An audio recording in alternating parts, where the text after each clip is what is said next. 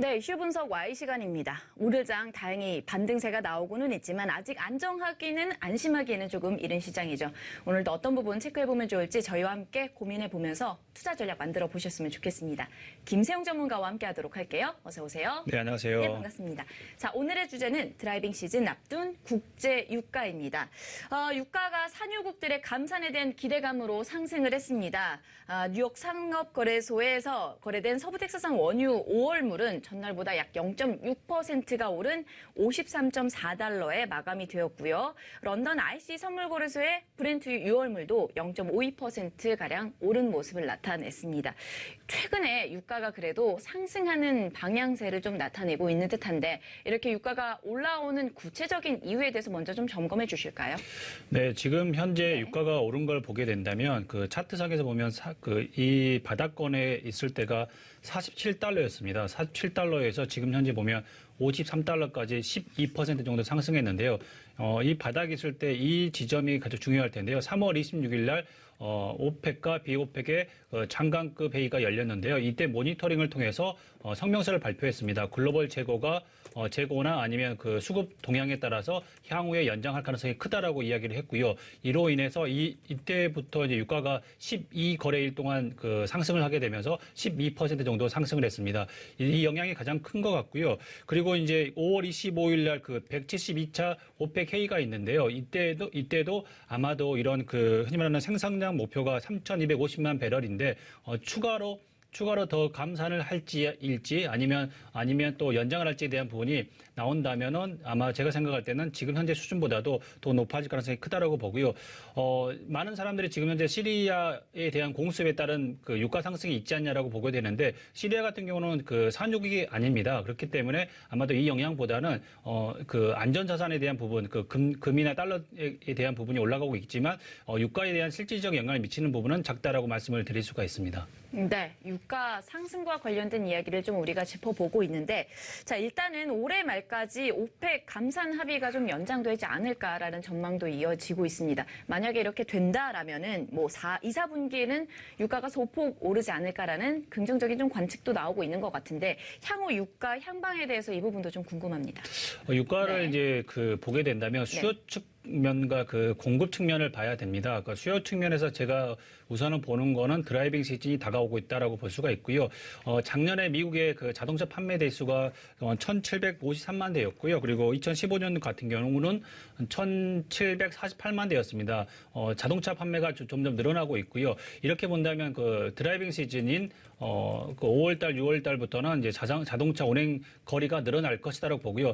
아마 표를 보시면 아시겠지만 2014년, 15년, 16년, 5년 평균 대비해서 2016년 같은 경우는 주행거리가 늘어났고요. 미국 경제가 살아나고 있음을 감안한다면 2017년에는 이보다 더 긴 주행거리가 되지 않을까라고 보고요. 이렇게 된다면 아마도 그 드라이빙 시즌에 유가는 더 올라가지 않을까라고 보고요. 그리고 또한 이제 최근에 원유 재고가 많이 늘어난 측면이 있습니다. 원유 재고가 많이 늘어나고 있는데 국제 유가는 지금 현재 올라가고 있습니다. 어떻게 봐야 되냐면 1, 4분기나 2, 4분기 때 원유 재고가 늘어난 것은 향후의 드라이빙 시즌을 대비해서 기업들이 원유를 어느 정도 비축하고 있다. 그리고 재고를 쌓아놓고 있다라고 보게 됩니다. 그렇게 된다면 이제 향후에 2, 4분기에 그리고 5월 달부터 8월 달까지가 국제 유가는 많이 상승하지 않을까라고 보게 되고요.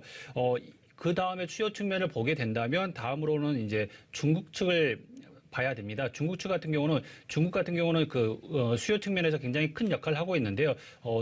수입을 많이 하는 그 나라 중에 가장 큰 나라가 중국이다라고 볼 수가 있고요. 중국 같은 경우는 1월 수입액 같은 경우를 보게 된다면 16.7% 정도 증가를 했고요. 2월 달 같은 경우는 38.1% 정도 증가했습니다. 내일 이제 3월 달 수입액이 발표가 될 텐데요. 아마도 시장의 예측은 18% 정도 될 거라고 예측을 하지만 제 생각에는 이 정도 수준, 20% 정도 수준에서 증가하지 않을까라고 보게 된다면 향후에 중국의 수입액은 꾸준히 늘어날 가능성이 크다라고 본다면 국제 유가는 향후에 더 상승할 수 있는 수요 측을 자극하는 요인이 될 수 있다라고 봅니다. 그런데 이제 다음으로 봐야 될 게 공급층 요인인데요.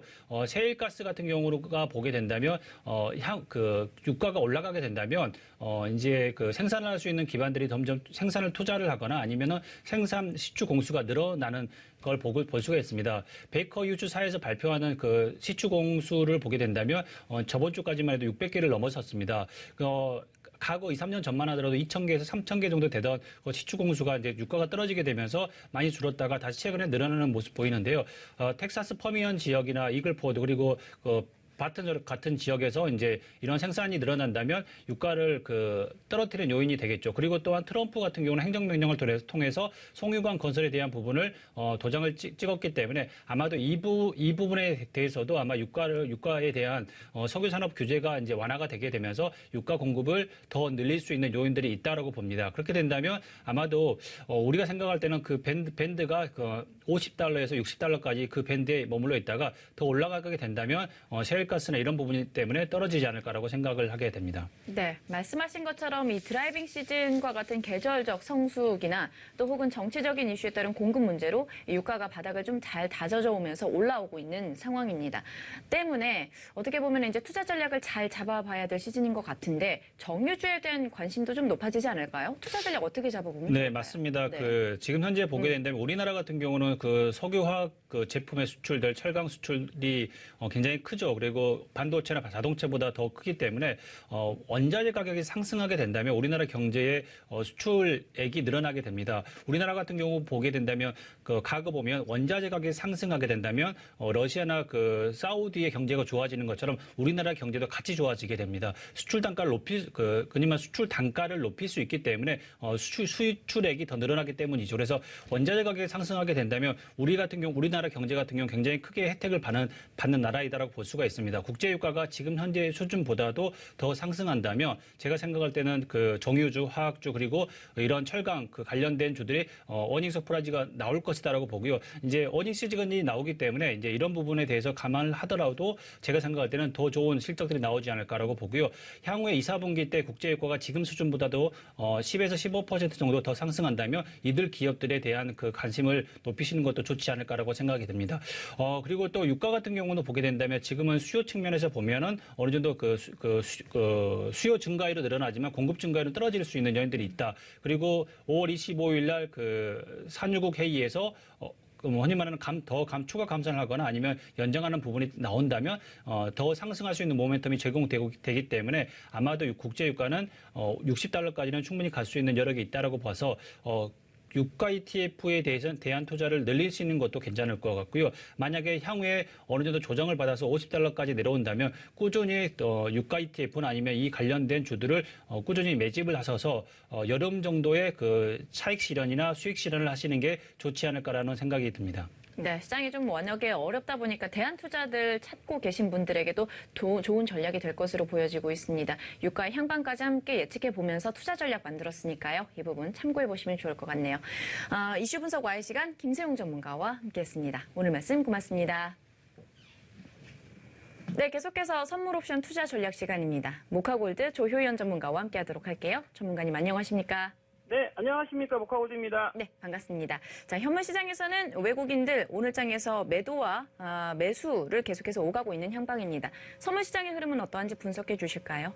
네, 선물 시장의 흐름은 어제 코스피 지수 선물 275.45까지 빠졌던 선물이 오늘 장중에 276.6포인트 정도로 상승이 나왔고요.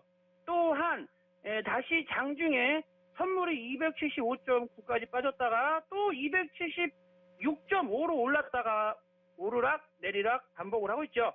그러면서 종합적으로 어떻게 움직입니까? 종합적으로 옆으로 기는 이건 뭡니까? 가두리 박스권 장세 콜하고 폿 둘 다 양풀이가 다 죽어버리는 그러한 장세가 이어지고 있다. 참고로 이러한 장세를 인위적으로 컨트롤하는 세력은 누구인가? 여러분, 주식시장에 시장을 움직이는 세력이 있다고 생각하십니까? 없다고 생각하십니까? 자, 지금 코스피 지수가 3월 15일 이후에 굉장히 뭐라고 할까? 많이 빠졌다면 많이 빠졌고 좀 적게 빠졌다면 적게 빠졌는데 보시다시피 3월 15일 이후에 지금까지 끈덕지게 주가지수를 찍어 누른 두 개의 세력이 있습니다. 자, 첫 번째, 외국인은 선불 1조 원 넘게 매도를 쳐서 지수를 찍어 눌렀죠. 두 번째, 기관은 선물을 1조